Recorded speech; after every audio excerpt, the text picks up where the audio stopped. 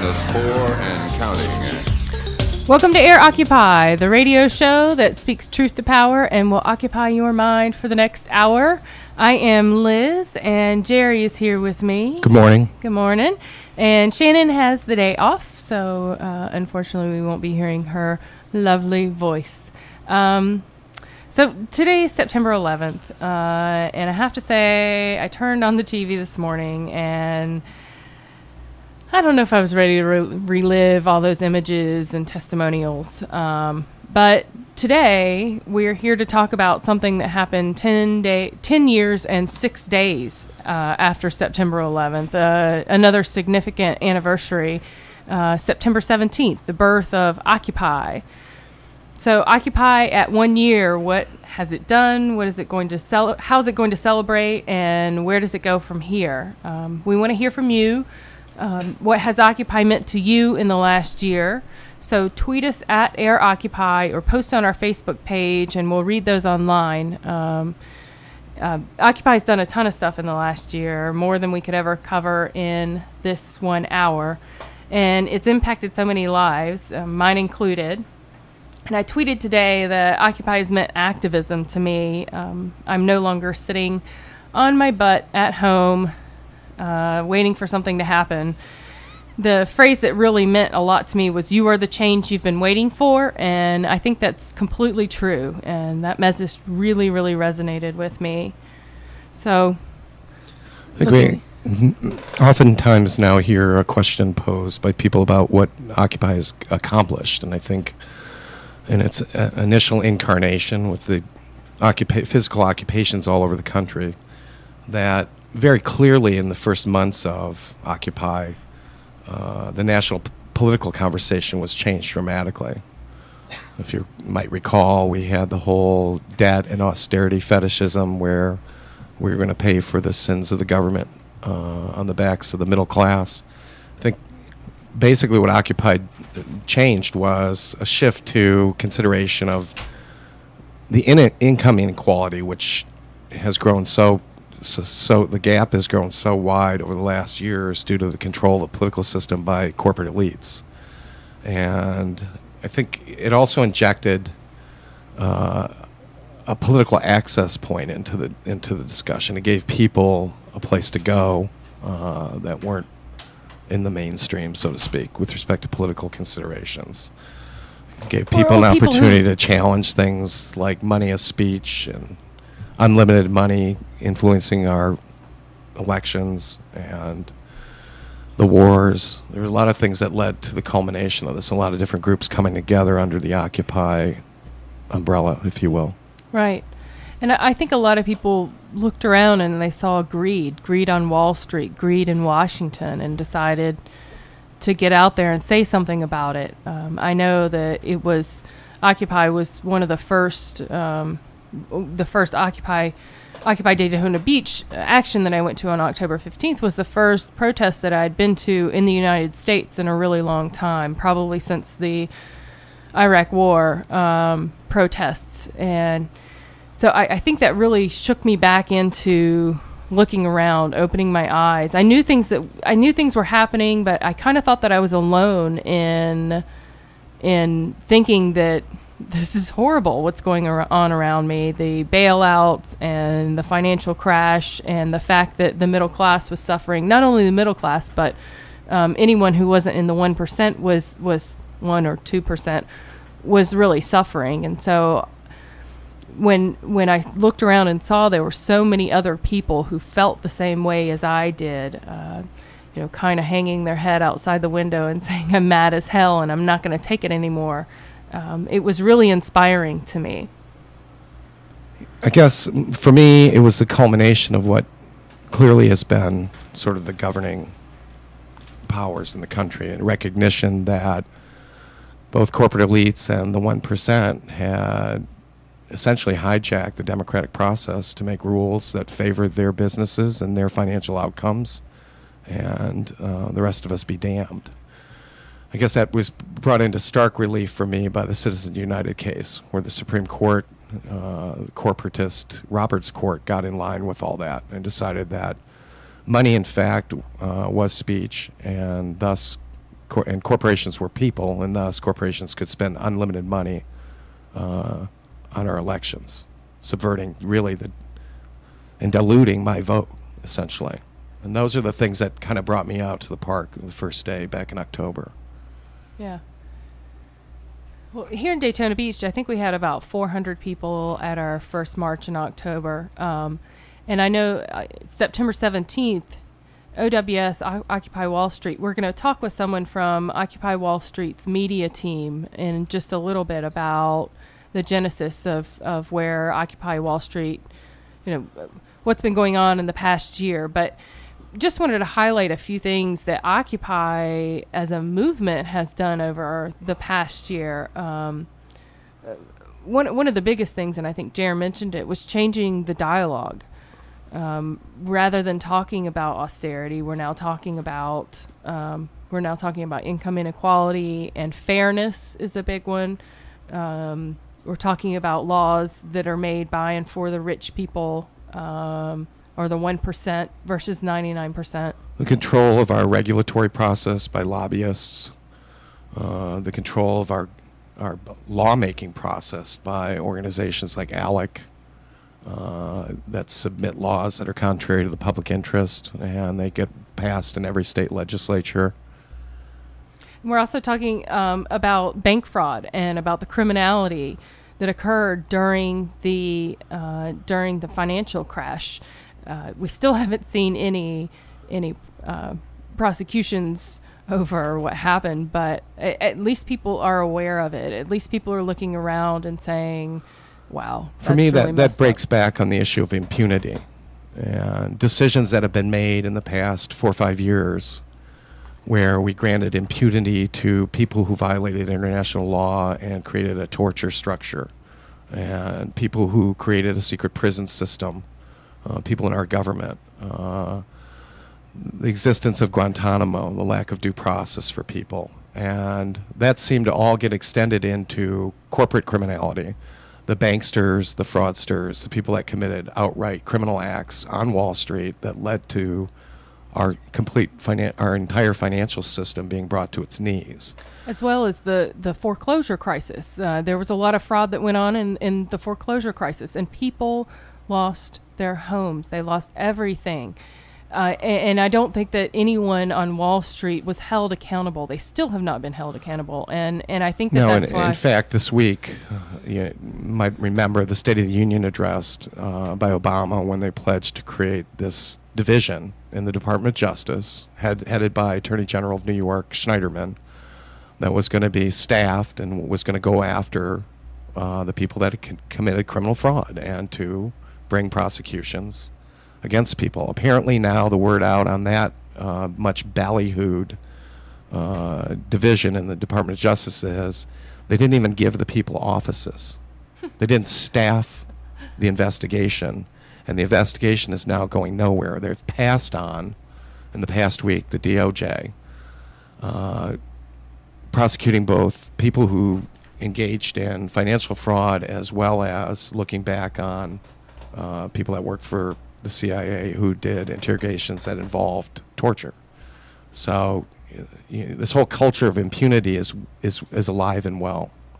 And I think in part Occupy, for me, is a demand to address that kind of cultural or criminal impunity. We're going to go and take a short break. You're going to be listening to some Occupy music. It's one of my favorite Occupy songs that I've heard so far. And when we get back, we'll be talking with someone from Occupy Wall Street Media Group. Thanks.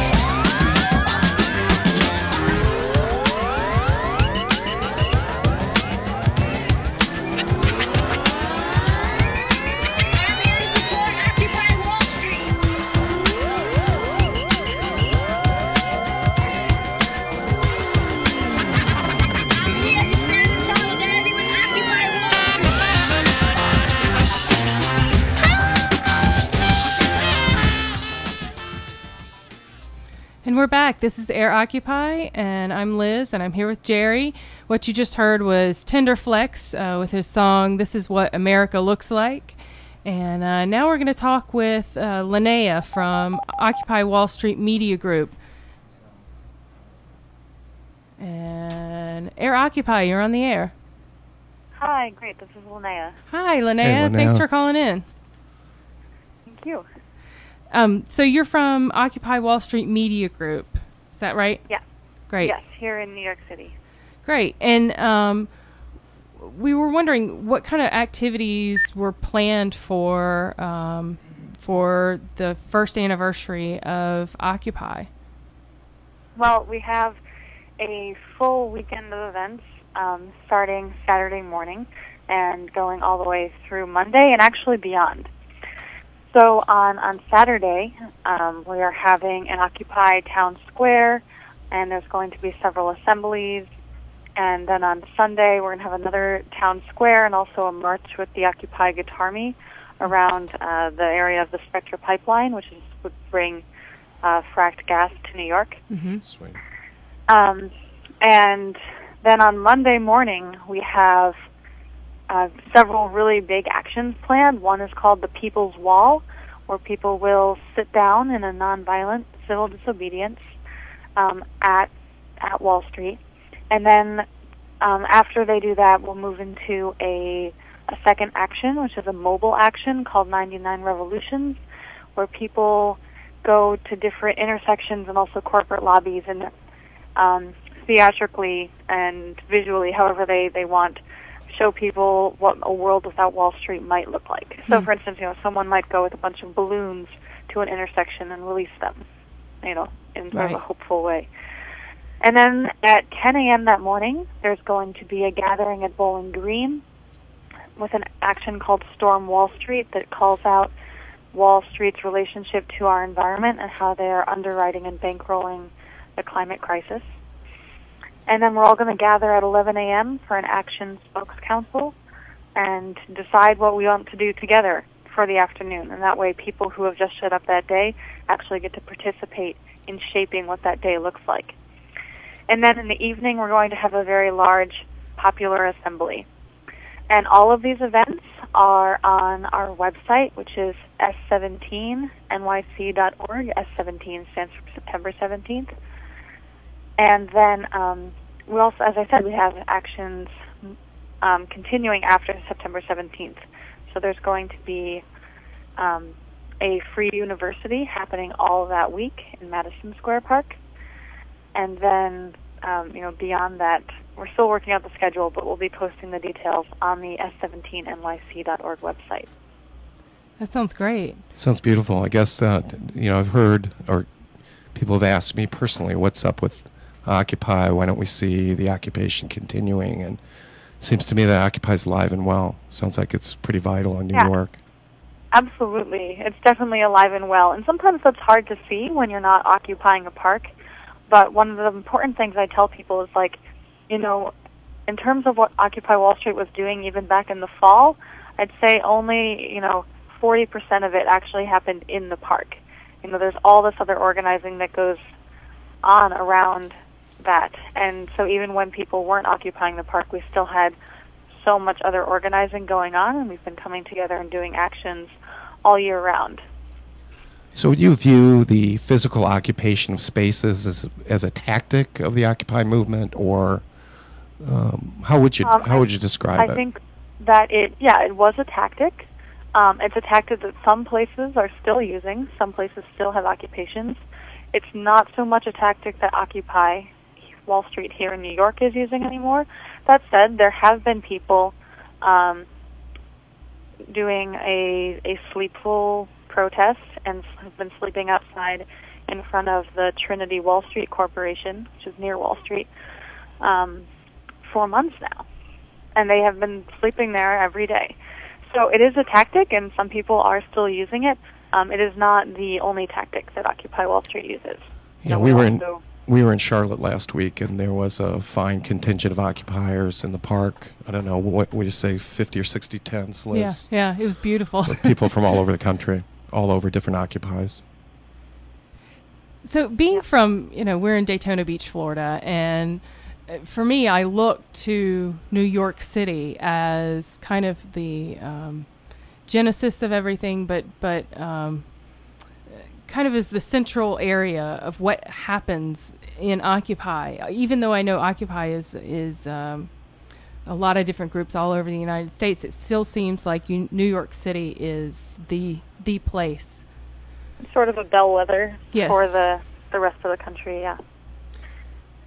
And I'd say that, as I said, I do think it is a bellwether, but that said, I think that, the reason why this movement is so successful is because it is local. Mm-hmm. There's not one leader or one group who gets to say, here's what we're doing, and it really lets people focus on the issues that are most important in their community. So, for instance, Occupy Our Homes has been doing great work in communities around the country focusing on the foreclosure crisis. There's a group called Strike Debt here in New York, which has some really exciting things coming forward, perhaps with a rolling jubilee that that focuses on debt and also student debt, and that's what I think the beauty of Occupy is, that everyone has a way to participate in their own community, and no one, they don't need anyone's permission to get involved. Yeah. Right. I think that's really the beauty of it, is that whether it be through working groups or direct actions, we've seen this whole panoply from Occupy the SEC to Occupy Monsanto, Occupy the Farm. There's myriad sort of manifestations of people's issues in the Occupy movement. Okay. I also want to add, I realized I forgot two important things on the schedule for Sunday, and that's we're having a very large concert in Foley Square with some bigger name folks and some smaller name folks, and it'll just really be a beautiful day. And then that evening is actually the start of Rosh Hashanah, so Occupy Judaism is holding a Rosh Hashanah service. Very cool. What's your view of the continuing coverage of the Occupy movement in the popular press or mass media? Well, I've been on the Occupy Wall Street press team, and we've actually seen a steady stream of inquiries from the press all year round. They get bigger. We get a lot more inquiries every time we have a large action, like as we did on May Day and as we will on September 17th. But really, I've actually been fairly impressed at how steady the media questions have been, and that some of the more local actions we've been doing do get some coverage. Do you think that coverage is favorable or unbiased, or what's kind of your reaction to the media coverage? I think it's pretty mixed. One of the things I find the most frustrating is I think the media actually helps. Media doesn't really help get our message out. And even articles that I see sometimes that are favorable, they'll say, protesters chanted slogans and held signs. I'm like, well, I'm sure those signs and chants said something, and it's hard for people to hear our message if you don't actually report the things that we're saying and the things that we've written. So I think some of the media tries to be unbiased by not actually reporting what we're saying, but to me that's not actually accurate reporting. So I would hope that mainstream media sources actually do report what we say when we have a chant, etc. But for the most part, there'll be some negative news, there'll be some positive news. I think the most important thing that we can do, though, as occupiers is reach out to people in our communities and have real personal connections and meetings with people, because that way when people see an advertisement on TV that's been paid for by a corporation with millions of dollars, they'll know somebody actually in their community that they have a relationship with who can tell them, what the truth of the situation is, rather than what the corporate media wants you to hear. What can you tell us about the development of Occupy-related media? I know there's been a lot of different organizations spring up. There's Occupy the Wall Street Journal. There's various incarnations of local newspapers within Occupy. Occupy Chicago Tribune is another just one. A lot of different things going on. And how does that fit into the bigger picture of Occupy? I think So first of all, I think it's wonderful that people have just been, inspired to make so much media. There's a group called OWS that has these fantastic cards that cover many of the issues that we call out, and they do it in a beautiful and simple way. There's another group, they did a project called 52 Shades of Greed, and it's a deck of cards that talk about Wall Street and finance. And I think that this is real, citizen journalist media. This is real grassroots media, and it's incredibly important for people to get accurate news. And actually, I think that it's actually better to get news from the source than it is to try to go to, a reporter who's trying to be unbiased, but what they're really doing is not reporting the essence of the action, and they often don't get in depth about why people are doing what they're doing.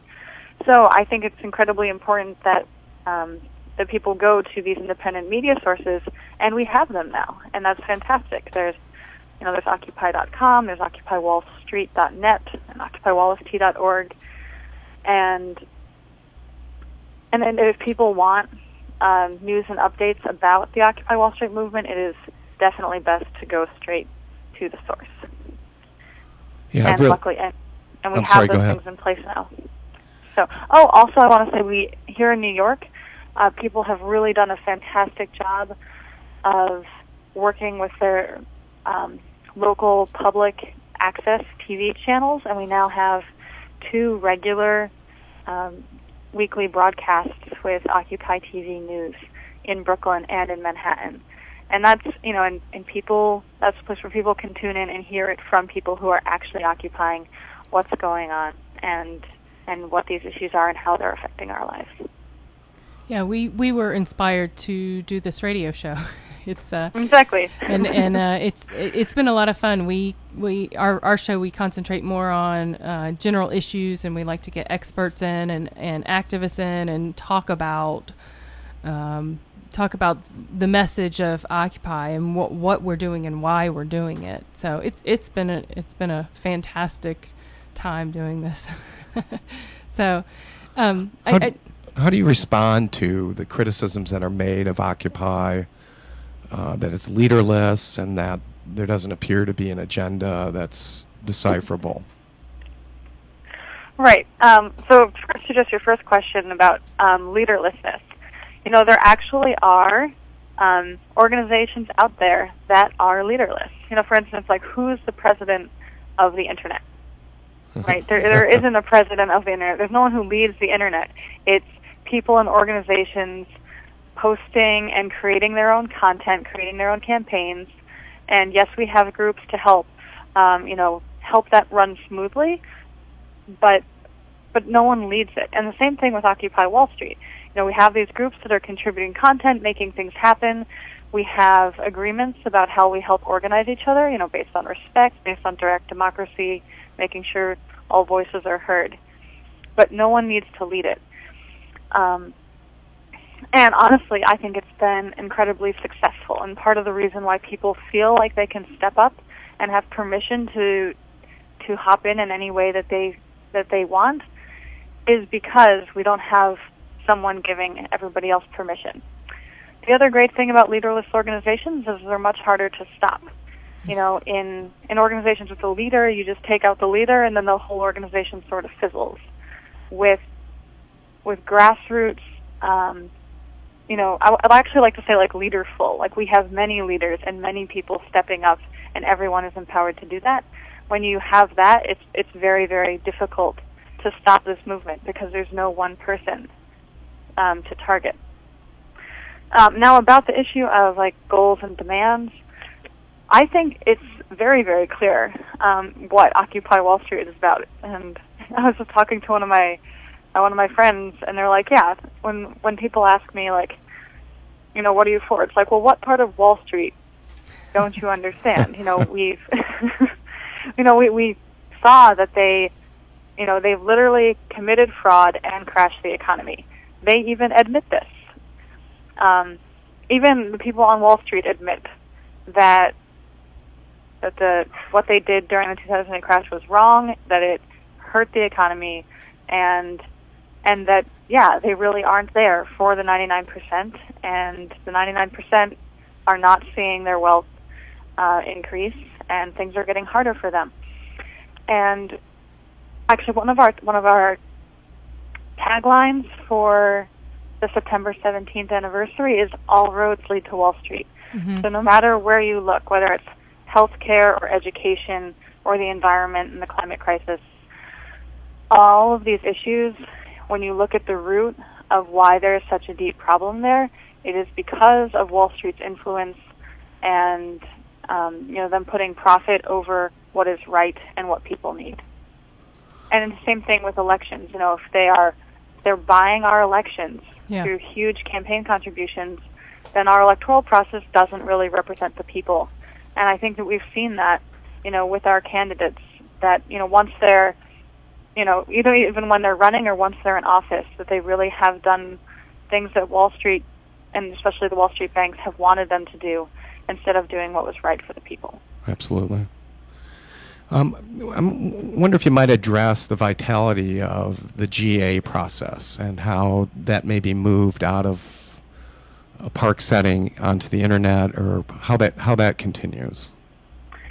Right. So after the park was cleared, and also even during that, so we actually still do have general assemblies, but one thing that was challenging was finding, which type of meeting or assembly format was right for which thing. So, for instance, we didn't find that the General Assembly was very effective at doing, budgeting and handling issues of money. However, it was very effective at letting people feel heard and for people to share their grievances and their hopes and joys. And so, we had many discussions over the winter about what we wanted our General Assembly to look like and what exactly we wanted it to do. And it has been revived, and we do have a General Assembly here now. We also have like a separate group that now does budgeting. It's called the Action Resources Fund, and you can go to that website actually if you want to support the September 17th actions by going to actionresourcesfund.org.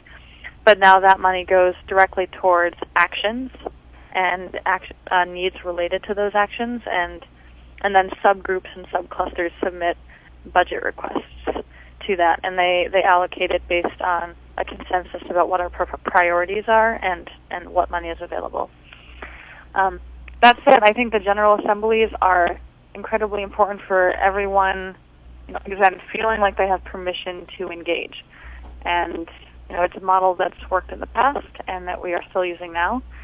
We've also supplemented it with spokes councils, which is more of a way for groups to come together and talk as opposed to individuals. And so far, so good. And I think we'll keep seeing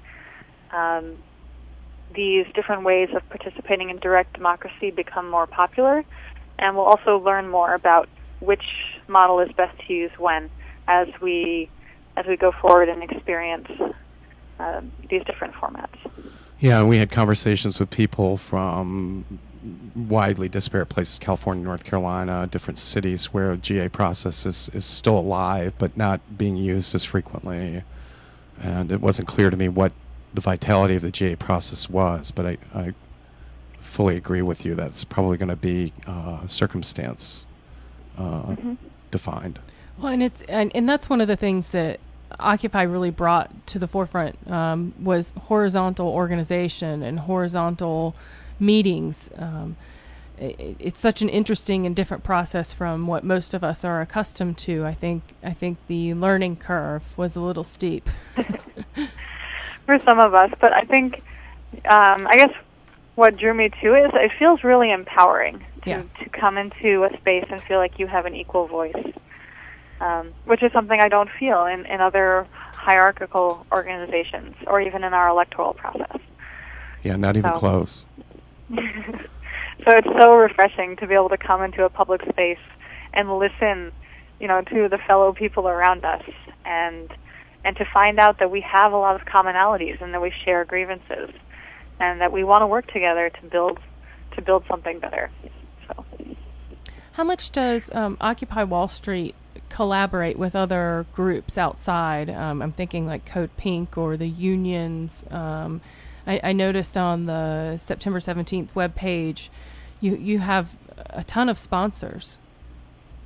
Right. And right now what sponsors really means is that they like us and want their logo on our website. Sponsors is maybe not the right word, but right. Endorsers, I guess.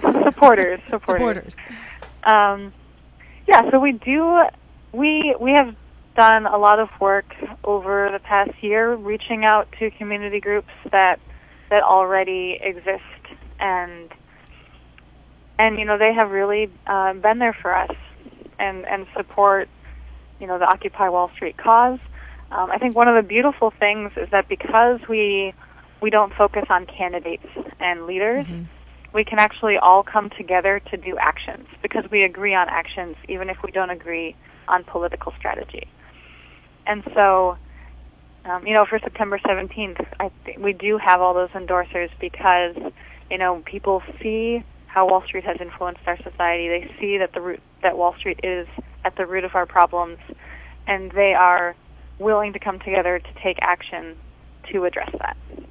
And so, anyone who is upset with the way Wall Street, their role is in our economy and our society, is welcome to say, I support Occupy Wall Street's action. And and it doesn't need to be groups from New York. Other groups like the Rainforest Action Network, they're based in California, but they also have pledged their support because they know that Wall Street is, helping fund the corporations that are deforesting the rainforest.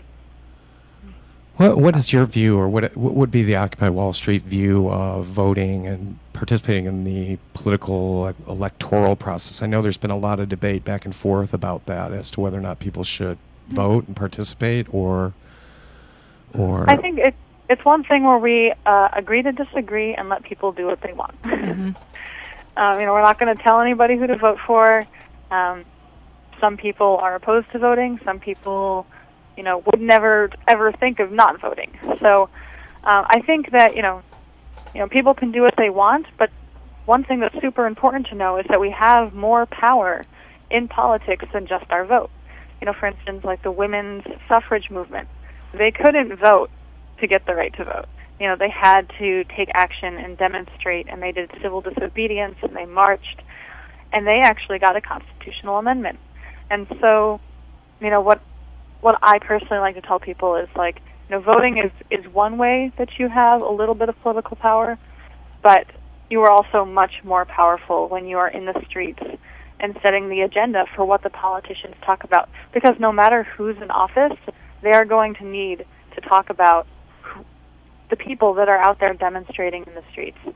And in the past, with the civil rights movement and with the women's suffrage movement, they have been able to make lasting change even when most of the people in office didn't support their cause. Right. But because there was so much protest and so many people in the streets, they were able to win over the general population and to at least win over the politicians to getting those reforms passed. So one last question. Where do you see Occupy Wall Street going in the future? Right. So I think that personally, I think that as we educate people, we will see more people willing to take direct action. And as we educate people about the effectiveness of protest and direct action in public, that this will really turn into a much, much larger movement where we have many, many more people in the streets calling for change. And I personally am very hopeful about Occupy Wall Street being the most promising thing right now for actually bringing about change through popular uprising. And I think we'll see more of that, and we'll be focusing on both the local issues of how Wall Street affects us in our local communities and the national and global aspect of Wall Street. Yeah, I think a really important aspect of that is the education aspect of it. That people who are working or working two jobs or don't have access to information concerning the issues that are important to all of us, that I see the first year. I mean, it's only been a year. That's the other thing we have to remember. It really hasn't been that long in development of the movement. What's your view of that? Right, and so I mean, it took years of outreach and education for the labor movement of the turn of the century to get as big as it did, and for the women's movement to get as big as it did. And so, I know my second year is really going to be focused on going to community groups and churches and women's clubs and saying, let me talk to you about what I know about Occupy Wall Street and about these issues, and let's see if you want to participate or if any of this sounds like something that speaks to you. And yeah, so if we really make a point of doing that education and doing that outreach, this movement will certainly grow and blossom, I think. Yeah, that's interesting. My personal kind of choices from the list were to get engaged with Occupy SEC, Occupy the courts, and focus on things like Citizens United. That's because he's a lawyer. Sorry. Right. And that's the beauty of it. Like, you can do outreach to lawyers and be like, hey, let's address this issue. Yeah. But you have to actually go out and talk to those other lawyers or talk to your friends, talk to your coworkers to build the movement. Yeah, I know we've talked to a lot of people just about what Occupy Wall Street is, or the Occupy movement, and what it's doing, and some people seem surprised. They're like, oh, I didn't realize that's what that was about. Read the signs. So, yeah. Can I say one of the fun outreach activities we've been doing are having pub crawls. So like people will go to a bar afterwards and in a group and all like mingle and talk with people about Occupy Wall Street. And one thing that's fun to do is to buy a beer and say like, hey, anyone like this drink will go out to anyone who can answer one of three questions. And then you ask them, like, what is Citizens United? What is the NDAA? And, what is the Keystone XL pipeline? That's superb. And whoever answers correctly, and you have to tell them they can't use their phones. It's great. New bar trivia. Yeah, exactly. And it's fun. And we've actually found that people have been really, really supportive when we go out and talk to them. Yeah. So we just need a whole lot more of that. Very cool. Very cool. Well, Linnea, thanks so much for calling and talking with us, and we're taking up your morning, but it's been informational, and I hope everybody who's listening out there does check out the September 17th webpage. Give it to us again, just so we know. Yep, it's s17nyc.org. Great. And are there any activities that are going on that people who can't be in New York City for the actual events that they can participate? Yes, there are actually 22 solidarity actions around the country that we know of. Mm-hmm.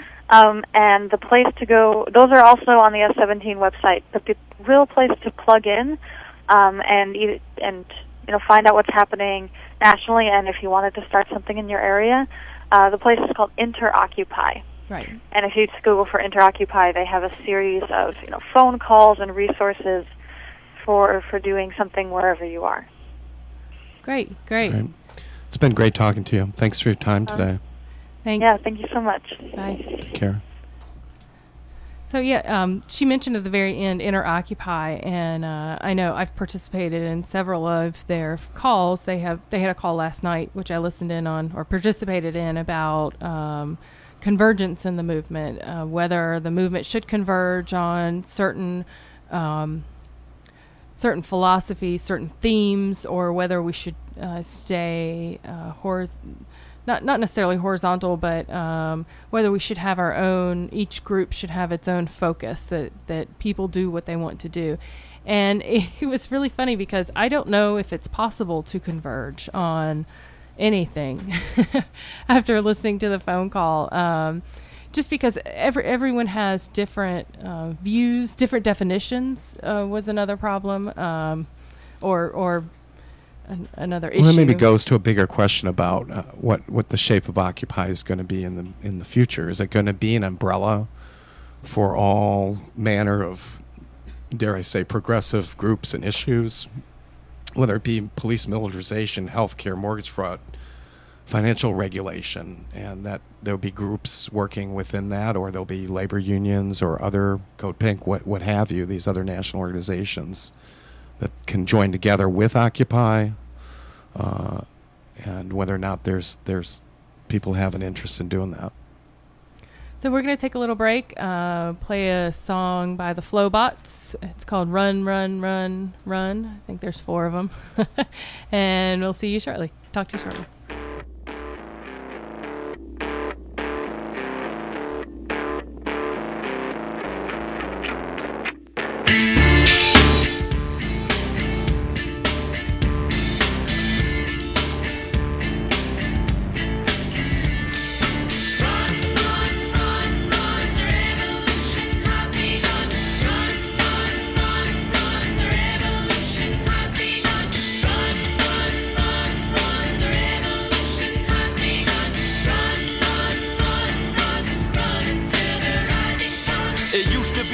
To say revolution, we way overused it. Days of confusion, looped it at rallies and felt a deep therapy. Put it on TV to sell a Jeep Cherokee, but invariably seekers seek clarity. Secrets leak, people retweet like a parakeet. Used to be no sign of hope, now it's showtime. Compassion as fast as you can.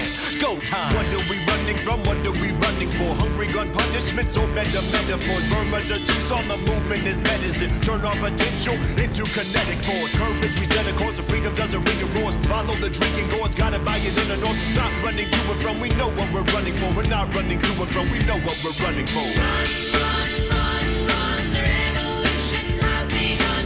Run, run, run, run, the revolution has begun. Run, run, run, run, the revolution has begun.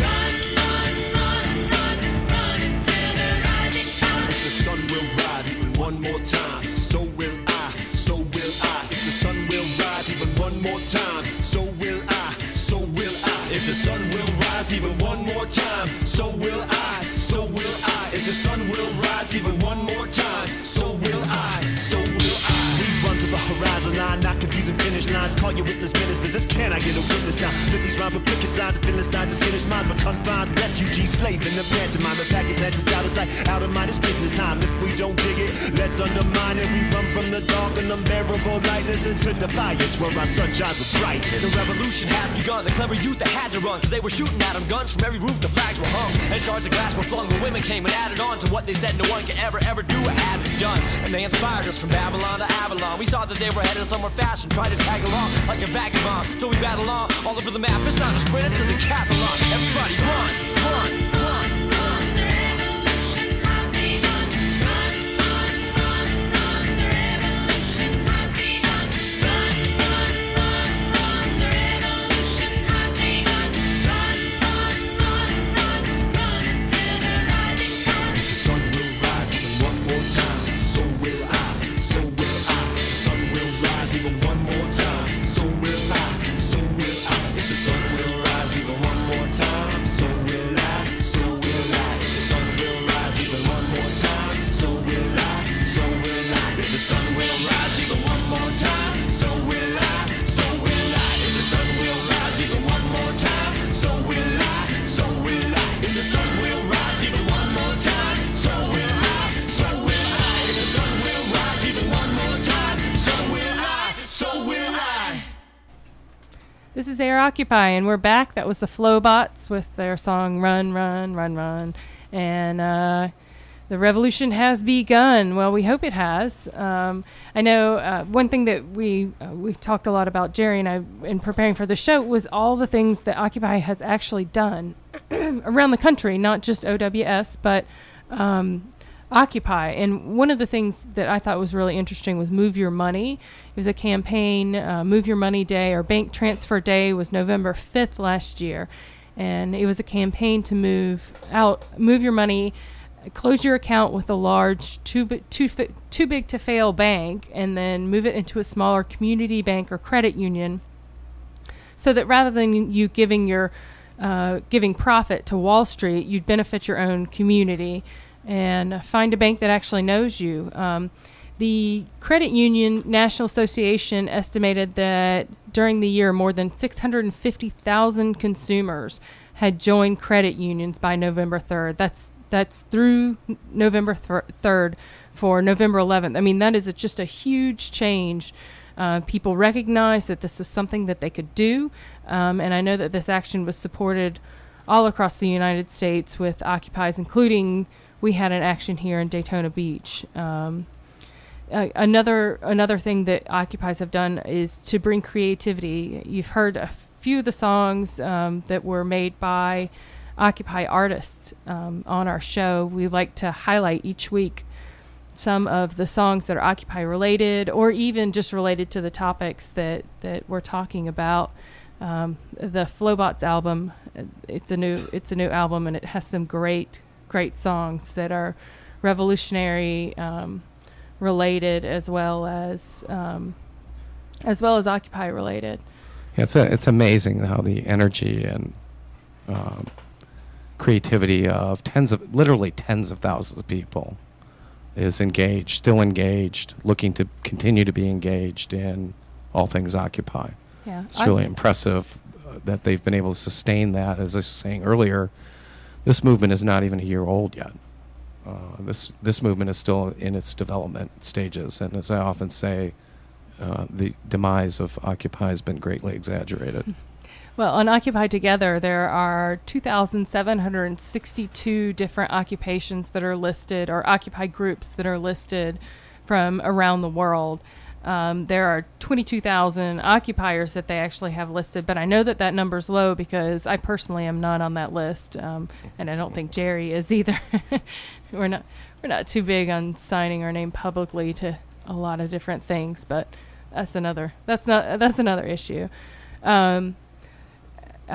Linnea mentioned foreclosure, and Occupy Homes. Occupy Our Homes have done a lot all across the United States to stop foreclosures. I know with a whole lot of different activities, from occupying yards to taking over empty houses and rehabbing them for people who were without a home, to occupying bank lobbies. Into stopping auctions. There's some beautiful YouTube videos out there of go to the courthouse. People who went to the courthouse and started singing, so the foreclosure auction couldn't take place. Occupy Minnesota, I'd like to give a shout out to them. I know that they saved at least 5 homes by camping in the yards and forcing the banks to renegotiate mortgage terms. Using the power that you have. Yeah, using the power.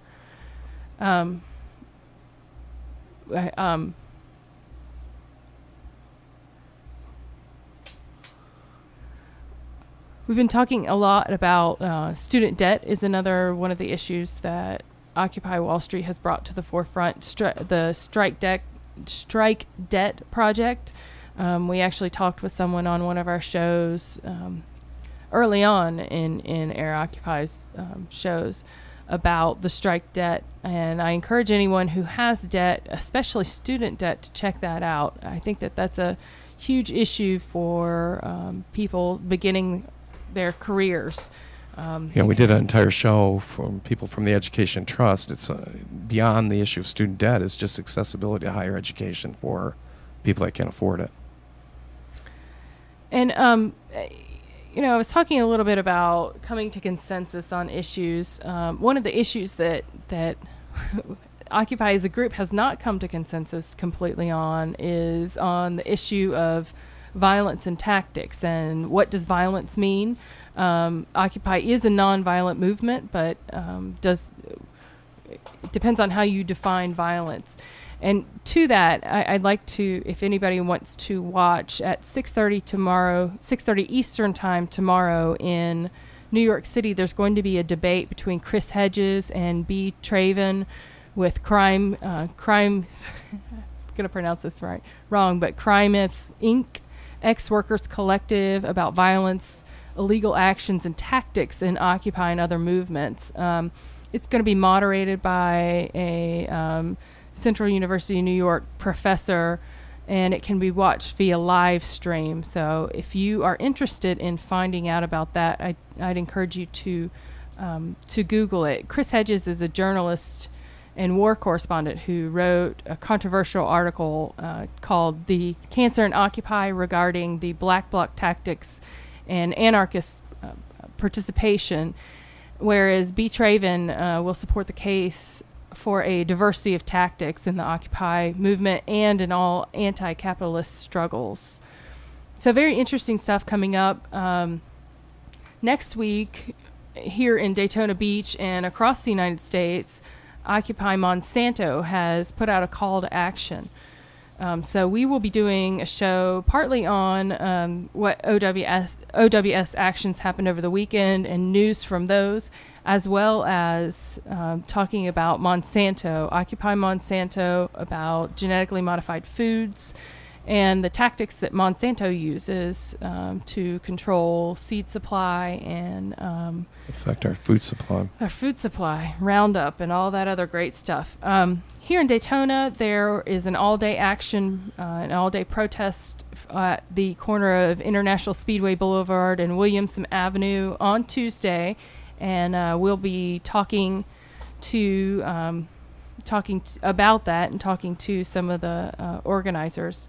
And if you want more information, please shoot us an email, and our email address is general@airoccupy.com. So I hope we've given you some stuff to think about Occupy, where it's been and where it's going, and how you can fit into the movement, because I think everyone can fit into the movement. Yeah, we got a lot of exciting shows planned for the next couple of weeks. We're going to have the Green Party candidate for president Jill on. Stein, Jill yes. Stein. And some other interesting guests. So hope to see you in the coming weeks. Hope you get out and express yourselves over the anniversary weekend for Occupy. Yeah. And this is AirOccupy. Peace.